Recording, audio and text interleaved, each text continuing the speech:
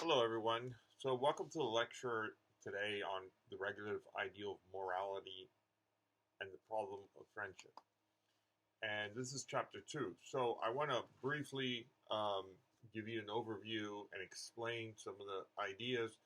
I realize that some of this stuff is maybe difficult to read for you. And so, the purpose of the video is to help you understand some of the material. So let me begin with the theses. What is the central goal, the main goal in one sentence of the authors? What are they trying to accomplish? And this is in the PowerPoint. So I'm going to read it to you. It says, our main concern in this chapter is to argue that consequentialism and Kantian ethical theories are unable to recognize the nature and value of friendship. So you have three main theories. You have consequentialism, you have Kantian deontological theory of ethics, and then you have virtue ethics. So the argument is going to be, look, these two other theories, deontology and consequentialism, cannot account for friendship. If you are a deontologist or you're a utilitarian, you're going to have a problem dealing with the ethics of friendship. Okay?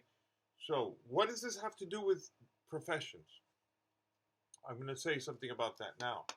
So, the idea is that the authors want to point out that friendships is a prevalent. Not everybody's a doctor, not everybody's a nurse, not everybody is a teacher, but everybody has friends. So, friendship is something that is pervasive. Everybody has friendships, right? And so, what they want to argue is, look, anytime you enter into a special kind of relationship, these other theories will have difficulty. Here's an example, friendship. And then the idea is that friendship is like being a nurse in some ways. Friendship is having a special relationship with someone else, like being a teacher. Friendship is being a police officer. Yeah. So the idea is they want to use friendship as the sort of vehicle to make the argument and then transfer over that into a professional career. So if deontology and utilitarianism or consequentialism cannot account for the ethics of special relationships like friendship, it cannot account either for special relationships like teacher-student, doctor-patient, nurse-patient, etc. Okay, so that's the idea. I hope that makes sense now. So that is why they're focusing on friendship, right? Because the idea, again, is that it's so pervasive. See, everybody has friends, right? We all have different professions, but we all have special relationships. And friendship is one of those special relationships. Now, the other reason why, of course, is because Aristotle, virtue ethics, has a whole section on friendship. And virtue ethics, you see, Aristotle has the most complete theory on friendship, treatise. As a matter of fact, I have a course just on friendship, Aristotle and friendship. So Aristotle thought virtue ethics and friendship kind of go together. And so in that sense, you see, it's another way of saying, look, virtue ethics is a perfect kind of ethics to apply to professional ethics, okay? Now, what is friendship? I think the authors do not do a good job in elaborating this and explaining it to you. So let me tell you a little bit about what friendship is. Aristotle says there are three kinds of friendships. There are those that are based on pleasure. This is not a bad thing. There are friends that you have, you hang out with. You know, those are the ones you have fun with. You know, they're funny, or they're a good dancer or whatever, but it's because you have a good time with them, and that's why you hang out with those friends. Okay, there's nothing wrong with that. You have other friends that are part of your everyday work, right? So they're useful in some way. Maybe it's a partner at work, or somebody that you do business with. You become friends because you have this relationship which is mutually beneficial for you and for him or her. Okay, so there's nothing wrong with that. We have all kinds of friends like this, right? At work, we have friends that are based on these kinds of relationships. They are, maybe you call them acquaintances, um, but you could call them friends. But of course, the foundation of that friendship is really something that is useful in some way for both of you. And so, in essence, you're not that close with them. You don't have this intimate relationship with them. You don't really judge their character. They may do things that you don't approve of, or that they're very different from your value system. But you still have a kind of friendship because you have this ongoing relationship in business or usefulness. It could be, if you're a nurse, it could be other nurses, other doctors, things like that. So these friendships usually, just like the ones with pleasure, they will dissolve. They will be, they will terminate once the pleasure or the use or the situation ends. So if you move to another hospital, or if you change jobs, you will no longer be friends with these people. You may see them and you have that past history, but it is not a deep friendship for life, right? Now, the third category is friendships with good people, because they are good people. So Aristotle says there are good friendships, and good friendships are friendships between two people who are good. So you have John and Larry, and they're good, virtuous people, and they have a very close relationship. They also can have pleasure, and it could also be useful.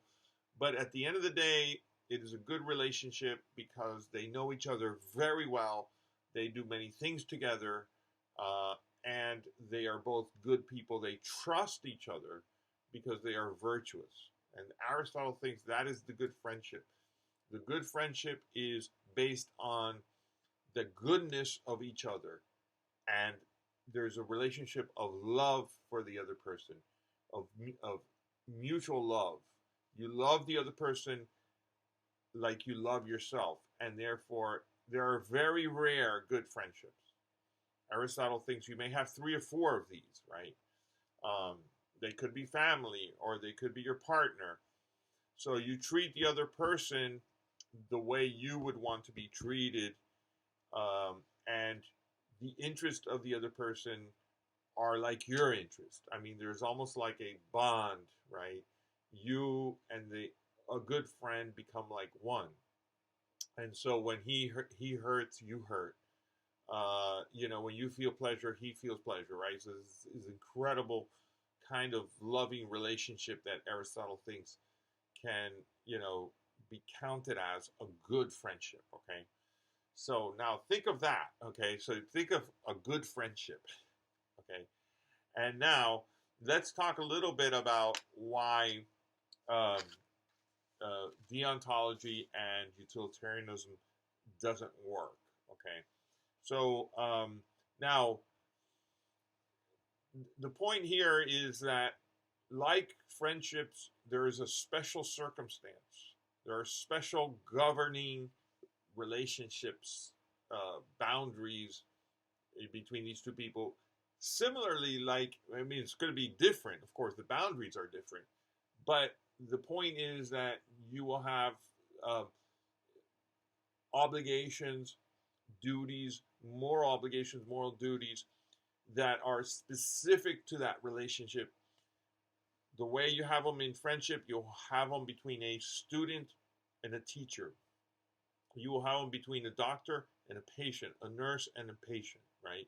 So that's the idea. Now, why doesn't utilitarianism work? Well, think about utilitarianism.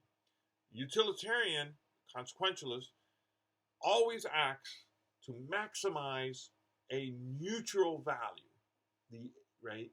So treats everybody the same, okay? And they want to maximize happiness across the board. Now, even if we could somehow account for, why I would treat this person special, which would be hard to consider, right? Because I'm supposed to treat everybody the same. Even though I was supposed to do that, and I can say, well, I think that if I take you out to dinner, it's going to maximize, overall happiness or something. This takes away a little bit from the loving, the warmth, right, of friendship, right? And so there is a sense in which if someone were to behave like that to me and say, I'm thinking about, I'm sort of calculating, what would produce maximum value neutral, happiness. And, I guess I will take you out for dinner today. I would think, wow, that is really cold. I would feel, the authors say, alienated in some way. I don't feel that the love, I don't feel like you love me because I'm a good person and I'm special. No, I'm not special. I mean, you're just, I'm sort of calculating these things and I'm making these decisions based on these sort of calculations of the consequences of the actions. And so this introduces what the authors say, the problem of alienation, right? I mean, how can you have a friendship like that? I mean, that just seems weird, right? And so some authors defending consequentialism have said, oh, that's not really the way it works, right? It's much more natural than that. So we introduce this idea of regulative ideals, right? So what are regulative ideals? Okay, regulative ideals really comes from Aristotle. It's the idea of habits. And I explain this in a PowerPoint. I try to explain it. I don't think the book does a great job, but the idea is, look, every time when you learn to do something, when you learn to speak a language, when you learn to play the guitar, okay, you have to think about everything. And then people will teach you, when you put your finger, you put it like this, right? You gotta go, I remember, you gotta sort of consciously remember everything that they taught you at first, right? But of course, with practice, eventually, of course, with years and years and years of practice, you just do it. You don't think about it, right? You don't think about it anymore where you put your finger. You just do it. It just becomes a habit, right?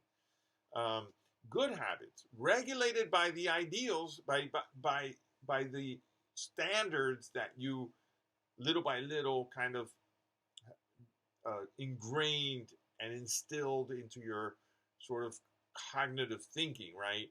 So that's sort of the idea. So yes, I mean, utilitarians don't have to calculate every single act because that's already ingrained in them. So it's habit, right? So he calls it the regulative ideals of utilitarians or consequentialists, and the regulative ideals of deontologists. So I know I have to be honest. I don't have to think like I'm a deontologist. I have a moral principle to be on. No, I'm just honest, right? Because that's just a moral duty I have, right? I don't think about it. So the idea is that by liberating my thinking, right, and sort of placing these moral criteria for rightness in the sort of subconscious, right, in my habits, what I'm doing is I'm liberating my immediate consciousness to have the kinds of motivations that I would expect in a friendship, like love and affection and that kind of feeling, right? So now I can, they call this sophisticated or indirect consequentialism, or sophisticated and indirect deontology. So I'm still a consequentialist and utilitarian in the back, and this is ingrained in my subconscious somewhere. But when I'm acting with my friend, it's because I love you, and and I feel for you, and I want good things for you, so I can have these sort of feelings immediately, even though I'm also sort of acting from a consequentialist point of view or a deontologist. And the authors say, look, I mean, okay, that resolves some of the issues, right? Because the idea of friendship, to some extent, is the motivation, right, that you have for this person.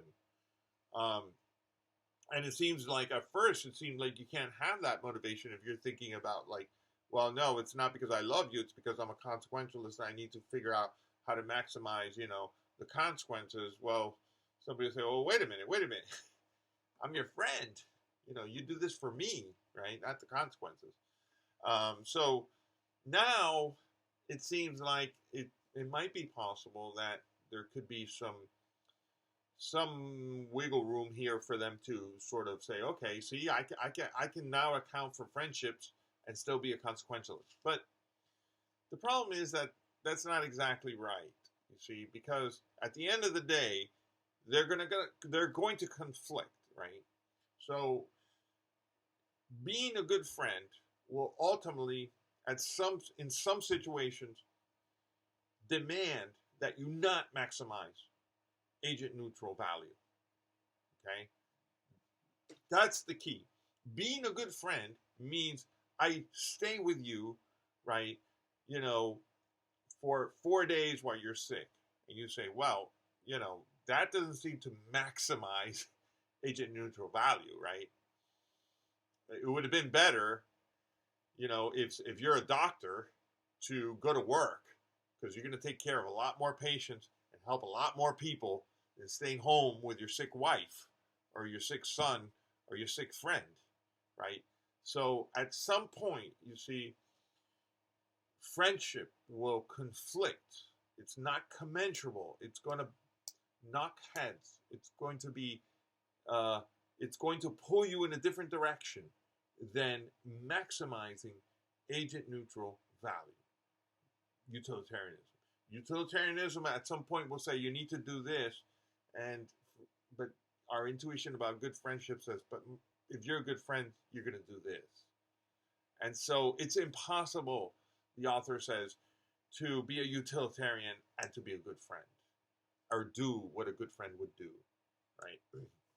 And sometimes the author says, well, maybe I'm romanticizing what a good friend is. Maybe, maybe my idea of friendship is too extreme. I don't think so. I mean, a good friend, you may have 3 or 4, right, is someone that you love dearly and want what's best for that person.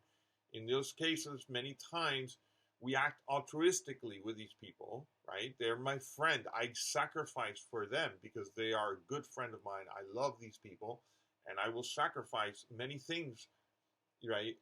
Even Aristotle says, even my life, even my own life, I will sacrifice for a good friend, right? So it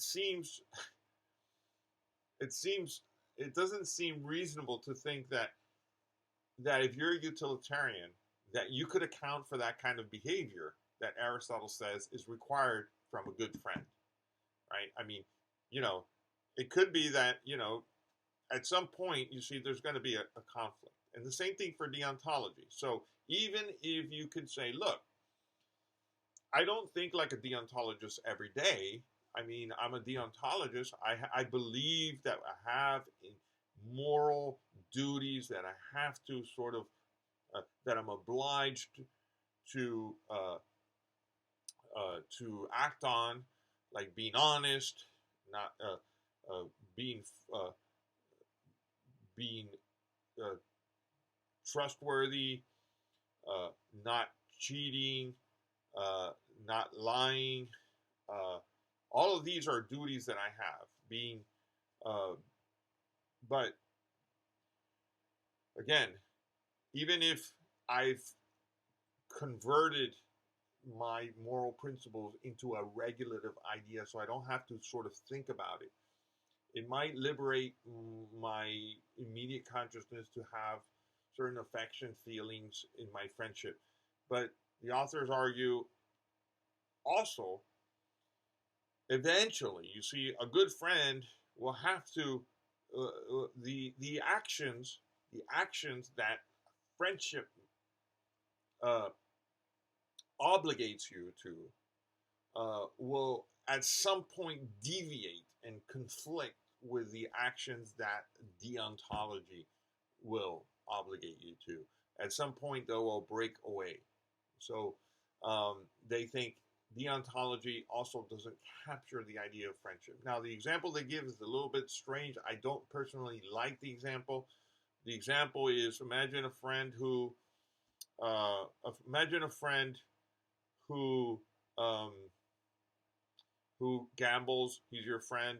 He gambled his rent, and you have to lend him money so that they can pay the rent. Um, if you're a good friend, you may cover for him, right? And when his wife asks what happened, you may lie, which of course a deontologist wouldn't do, right? You should not lie.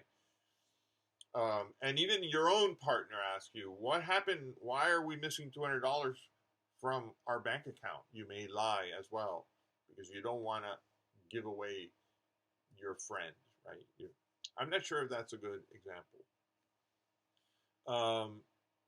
But the point of the example, of course, is that you can come up maybe with your own examples. The point of the example is, of course, that friendship, that deontology cannot fully, is not comprehensive enough, it's not flexible enough to capture the moral obligations that are entailed in a good friendship. Okay, and so if this is true for utilitarianism and for consequentialism and for deontology with respect to friendship, then it's going to be true also for professional roles. This is why utilitarianism and deontology are not good theories to be used in professional ethics. Okay, so that is there's more examples. He gives examples of John and Juan when he tries to describe the relationships between John and Anne and Juan and Linda, and he shows how a direct sort of consequentialist will lead to the problem of alienation. But the consequentialist argues, look, in the case of Juan and Linda, they don't lead to alienation. You may want to look at those examples because they sort of clarify to some extent the difference in answering your questions. So if this video has not helped you and you still have more questions, please don't hesitate to contact me through email. I'll be more than happy to answer specific questions about the content of the reading. Now, again, the reading I found it to be a little difficult at times, but I hope that the PowerPoint and this video will actually illuminate the idea and make it a lot easier. So I think it is a lot easier than it seems from the reading, right? So I hope that this has been insightful. And again, please reach out to me if you need help, okay? Thank you.